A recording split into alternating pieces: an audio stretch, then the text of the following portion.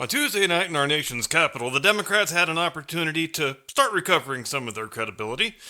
They had a chance to prove they aren't just a bunch of bitter, angry, childish, petty buffoons, and they retain sufficient reserves of good sense and pragmatism that they're able to occasionally make themselves politely applaud things, even if they are things Republicans like. They had that opportunity, but as you probably already know, whether you watched the speech or not, the Democrats, they decided to go in a different direction. So, as a public service, since the host keeps score at home so you fine people don't have to, here comes the exhaustive list of all the things the Democrats refused to cheer for on Tuesday. First, they refused to cheer for the American dream, which is a bold opening gambit to be sure, but the Democrats are a bold bunch.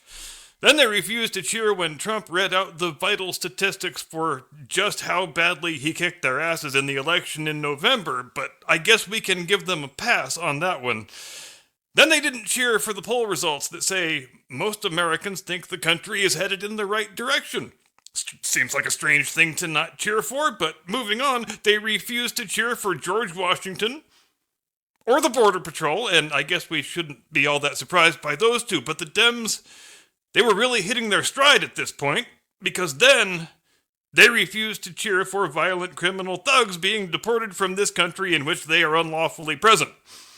And it was only at this point that Trump looks at that side of the room and he says, I don't think they are going to applaud for anything tonight. I think I could come out in favor of puppies and rainbows and kittens and beer, and they would still act angry and bitter. Then they refused to cheer for bipartisan cooperation, because of course they did.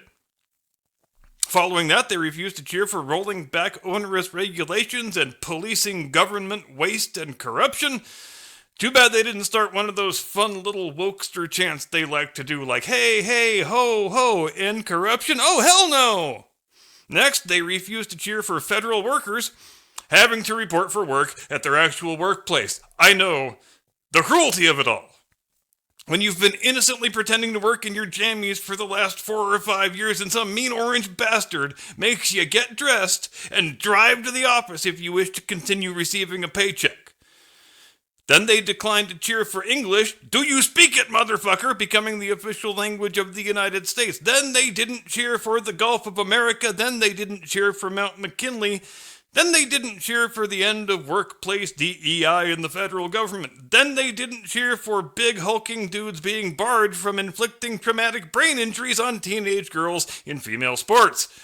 But the night was young yet, and they were nowhere near finished, because next they declined to cheer for energy independence. Then, for some strange reason, they refused to cheer for Elon Musk and the Department of Government Efficiency. And by extension, they refused to cheer for the $500 billion or more that Doge has already saved the U.S. taxpayer. Then they didn't cheer for waste and fraud being eliminated from the Social Security Administration. I just hope this doesn't mean my 369-year-old great-great-great-great-great-great-great-great-great-great-grandpa is going to stop receiving his check. Now, what did the Dems not cheer for next? Well, they didn't cheer for defeating inflation, bringing down mortgage rates, lowering grocery prices, protecting seniors, and letting people keep more of their own money. They didn't cheer draining the swamp, because, obviously, they didn't cheer no tax on tips, no tax on overtime, no double taxation of Social Security, didn't cheer for any of that stuff. Making car loan interest tax deductible, but only for American cars, they were not big fans of that one, didn't cheer for it. They didn't cheer for redressing the imbalance where other countries charge us drastically higher tariffs than we charge them. They didn't cheer for $1.7 trillion in new foreign investment just in the last 6 weeks. They didn't cheer for protecting American farmers against the predations of foreign land grabbers. They didn't cheer for any of Trump's special guests in the gallery, including the little kid with brain cancer, which was a very strong look indeed, that one. You have to be very, very principled to refuse putting your hands together for a Make-A-Wish kid. You stay classy, Democrats.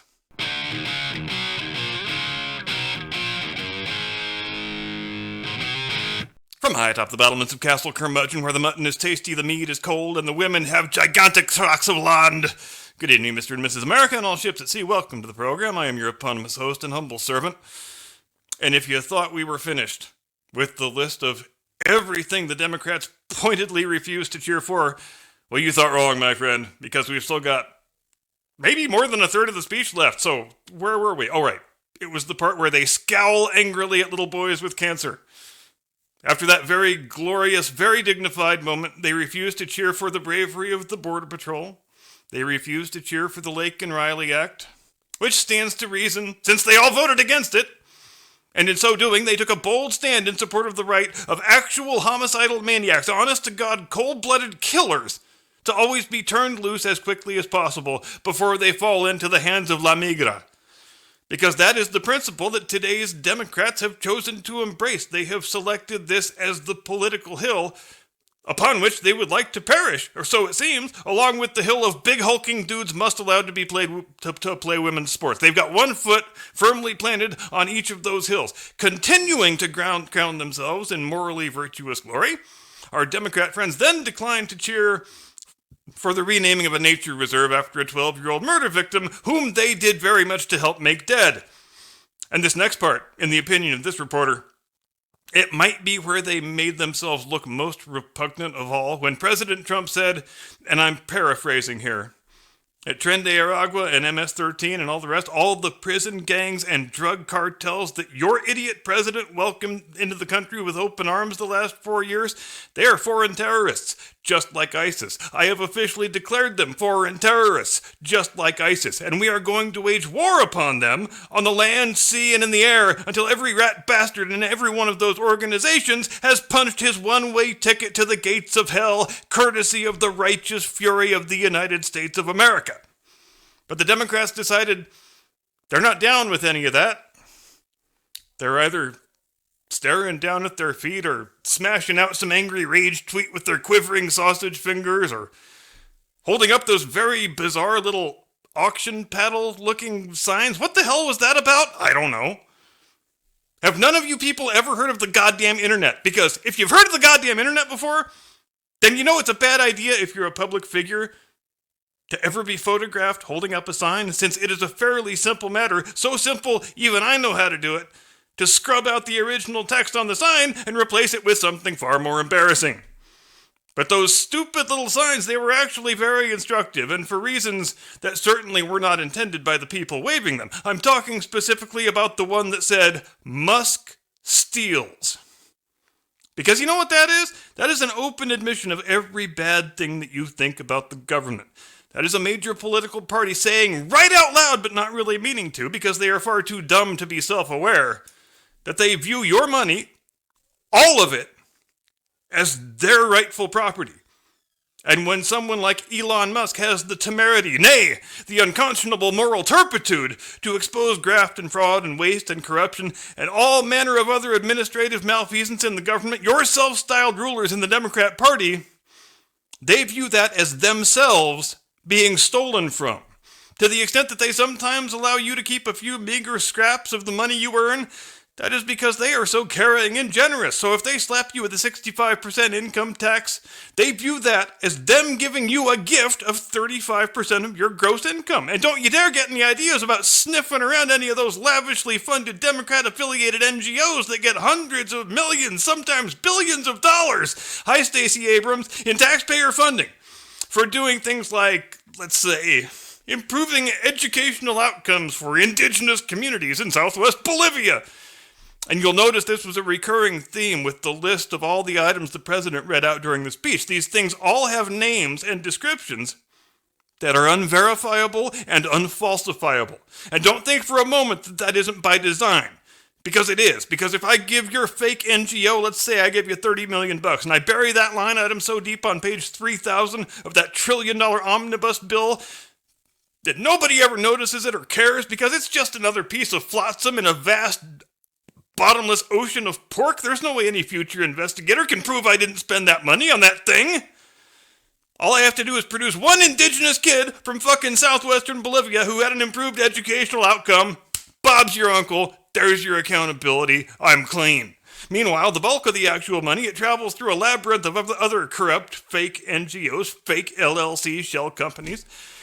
Everybody skims their little service fee off the top, and eventually the remainder of the funds find their way back into the coffers of the very same congressman who got paid off by the fake NGO to put the line item in the omnibus bill in the first place. Apparently, this is a system that a lot of Democrats really like and don't wish to see unduly disrupted. I mean, we're fine with reform, just don't do any of it until I finish getting myself filthy ass rich, because that's kind of the whole reason I came to Congress. Ain't no Elon Musk gonna fuck up my 10-year plan. So, are we finished with all the things the Dems shamefully refuse to applaud for? I think we both know that's a rhetorical question, because hell no, we are not. Next, they declined to cheer for the Border Patrol agent who saved his partner's life under fire in a shootout with the Sinaloa cartel. Because hey, I guess when you've hitched your political wagon to a horse with "I heart open borders" branded on its hindquarters, then... And when you're less than 2 years removed from a scandal in which your president and your party tried to smear our mounted border agents as immigrant-whipping racists, you're just not in much of a position to be celebrating the actions of any CBP agent under any circumstances. So I guess discretion was the better part of valor on that one. Next, they refused to cheer for 29 Mexican drug lords being extradited into U.S. custody, from which they will never escape, which some of them most assuredly would have done had they remained imprisoned in a failed narco state with a failed narco government like Mexico. It's a strange thing to be opposed to, for sure, but hey, we are living in strange times. Sometimes you have to make weird moral compromises, like, for example, favoring foreign drug kingpins over the President of the United States. After that, the Democrats declined to cheer for national sovereignty, law, and order. Then they refused to applaud for the family of the murdered firefighter, which that was very classy and dignified. Then we got to the highlight of the evening, when they could not summon enough human empathy to cheer for a 13-year-old cancer patient. Because look, our philosophy is very elegant and it's very simple. If Trump is for a thing, then we hate it and it's 100% evil. So it's really contemptible of him to drag out this kid with cancer, knowing we will then be duty-bound to hate that kid and hope he dies as soon as possible. And ladies and gentlemen, if you think I overstepped the acceptable boundaries of satire with that last sentence, I would invite you to listen to what the execrable Nicole Wallace said on MSNBC immediately after the speech, which, in fairness, was one of the absolute worst things I've ever heard any human being say about anything, and it puts to shame anything that my ruggedly handsome brain could ever concoct on its own. Next, Trump introduced a Democrat named Kennedy, whom none of the Democrats in the room, for some reason, were willing to applaud for. Well, since he works for Donald Trump. Remind me again. How many Republicans did Biden have in his cabinet? Now, Trump has 2 cabinet members who were running for the Democrat nomination 2 years ago today, Bobby Kennedy and Tulsi Gabbard. But we are told that he is the hyper-partisan extremist. And for doing what exactly? For going back to policies that everybody used to agree on up until 5 minutes ago? Because seriously, go back to 2012 or 2014 and show me anybody on the left who was agitating for the right of big hulking dudes to dominate women's sports. But you can't, because it didn't exist. Go back to 2012 or 14 and show me any Democrat mayor that wanted to insulate violent criminal illegal alien psychopaths from federal prosecution. But you can't, because it didn't exist. Go back to 2012 or 14 and show me any Democrat anywhere who thought you should be able to vote without a valid photo ID, but you can't because it didn't exist. Go back to 2012 or 14. Show me any Democrat who thought we should be interjecting ourselves into post-Soviet border disputes and having open-ended unconditional security guarantees with little despots in jogging suits. But you can't because it didn't exist. Are we done yet? No, I'm afraid not. Not by quite a long shot, actually. Next, the Democrats refused to applaud for curing autism. Then they didn't applaud when Trump made the extreme, outlandish suggestion that maybe schools shouldn't be transing people's kids and hiding it from the parents.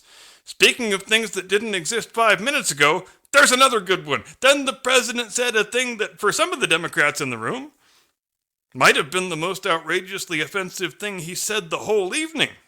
He said, quote, "And our message to every child in America is that you are perfect exactly the way God made you." End quote. Imagine hearing that sentence and finding it in any way problematic. Up until 5 minutes ago, it was always the Democrats who were preaching the self-esteem gospel. You remember. Singing from the hymnal of you are fine just the way you are special, you're unique, and you should learn to be comfortable living in your own skin because that is what healthy people do. And somehow, bizarrely, we have departed all the way from that to, well, if you're uncomfortable with your own skin, then just get a new skin. Let's get started on those cross-sex hormones and we will get those unwanted sex organs hacked off for you in no time. Because, medical necessity and all that. Next, the Democrats refused to cheer for the Army having its best recruiting month in the last 15 years. Probably because Trump prefaced it by announcing the end of all the DEI nonsense in the armed forces. Then they didn't cheer for the honor student who got himself a surprise appointment to West Point. Then they didn't cheer for the shipbuilding industry, which is weird because didn't Democrats used to love people like union steelworkers and pipe fitters? Didn't that demographic used to be right up their alley? Guess there's not enough transgenders, though. Then they didn't cheer for the potential reacquisition of the Panama Canal. Because why? I mean, seriously, why, guys? Jimmy Carter died, so you don't have to pretend that handover was a smart thing to do anymore. But just for a quick refresher, since a lot of people seem to need one. The first attempt at building a canal across the Isthmus of Panama was by the French. They failed spectacularly. Lots of people died terribly, as tends to happen when France tries to do things. 20 years later, President Theodore Roosevelt says, you know what? I bet we could succeed at building that canal that the French failed at building, and that would go a long way toward us being perceived as a major world power. But the Colombians were being a bunch of bastards about the whole thing. The terms they were demanding were quite unreasonable and outrageous. So what did we do? We invented a new country that we could do business with. We found some rebels, gave them some guns, fomented a good old-fashioned civil war, and before you know it, voila, there's a brand new nation state called Panama, and they are willing to sell us that parcel of land for exactly the price we think we should pay. They are very pragmatic people like that. But here's the thing. When Carter signed that dumbass handover deal with the Panamanians back in 79, part of that treaty says, you guys agree to do this and this and this, you agree not to do this and this and this, and if you don't do all the isses, then you agree, we mutually agree that we, the United States, are within our rights to come and repossess the damn thing. So let's not pretend Trump would be committing some illegal act of conquest here. Because he would be actually on very solid legal footing. The fact of the matter is, practically since day one of the handover 25 years ago, Panama has not been living up to those treaty obligations. And we should take the thing back. And you know why? Because we are the global hegemon.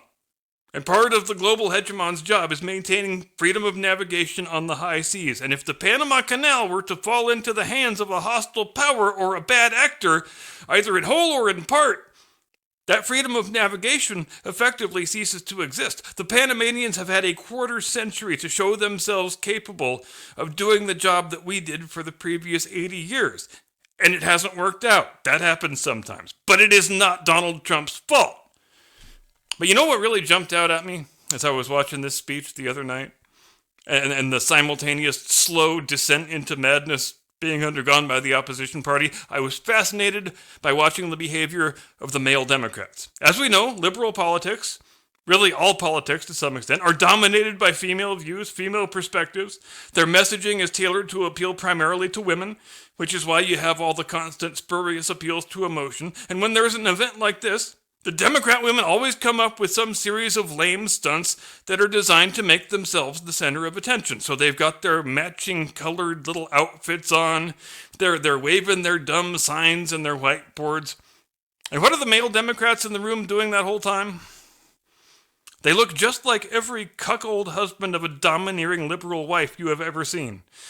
They're just kind of looking at the floor, staring at their shifting uncomfortably in their seats, praying for the embarrassing ordeal to be over as soon as possible as their wife screams across the restaurant demanding to speak to the manager. Because you've got a very interesting gender dynamic on the Democrat side of the aisle right now, where all forms of traditional masculinity are reviled and discouraged Unless it's a woman engaging in it. Then toxic masculinity is totally awesome. So if you're a big hulking dude who wants to brutalize little girls on the playing field and then wave your gigantic girl penis around the ladies' locker room afterward, well, that's the kind of toxic masculinity we can get behind. Just don't ever think you're allowed to tell your wife she should stop acting like a deranged psychopath and get back in the damn car, because that is a misogynist hate crime. So where does this leave the Democrats? Well, no place that's good, that's for damn sure. For one thing, they seem just astoundingly uninterested in understanding why they lost the election. They seem almost congenitally incapable of divorcing themselves from a political worldview that is oriented solely around the concept of Trump is 100% bad and evil and bad, and if he says he likes a thing, that means we hate it. It's coming up on 10 years now since Trump first came down the golden escalator. He is currently serving his second term in the White House, and he is demonstrably more popular today than he has been at any point since he first became a political figure. Which is to say, guys, this approach is not working for you. You might want to consider a change of course, preferably to a heading where you don't have to refuse clapping for little kids with cancer. But it's actually worse than all that for the Democrats, and here's why. Their behavior this last decade hasn't just failed to stop Trump from getting to the White House twice, it has materially contributed to it. He is more popular today than he has ever been because you, his enemies, the people who tried to clap him in federal prison on made-up charges because you knew you couldn't defeat him on a level electoral playing field, are that all-fired unpopular. You and your antics are very widely reviled by the average Mr. and Mrs. America on Main Street, USA. And how do we know that? You folks know I never use poll numbers to make an argument, but we're making an exception here because even the goddamn CNN poll said 75% of viewers liked the speech and did not approve of the antics of the Democrats. So now it appears, to all intents and purposes, that Al Green and Jasmine Crockett are the public faces of the Democrat congressional delegation. So, very best of luck with those midterms, guys. Sure, it's going to go just great. And don't you listen to any damn dinos who tell you you have to moderate and drift back to the center and start embracing positions that are supported by someone other than purple-haired lesbian college professors with multiple nose rings. I said on the Blast Radius the other week that Vice President J.D. Vance's Munich speech was the most consequential address given by an American in Europe since Reagan told Gorbachev to tear down the wall. And I think President Donald Trump's speech this week is easily the most consequential State of the Union speech in my lifetime, and it wasn't even a State of the Union speech. All I know is whatever happens next, I am here for it. Thanks very much indeed for watching. Good to be back with you after such an extended hiatus. I guess we will see whether I have lost whatever meager video editing skills I once possessed. Have a great day and a pleasant tomorrow. Do not comply. See you next time. Get off my lawn.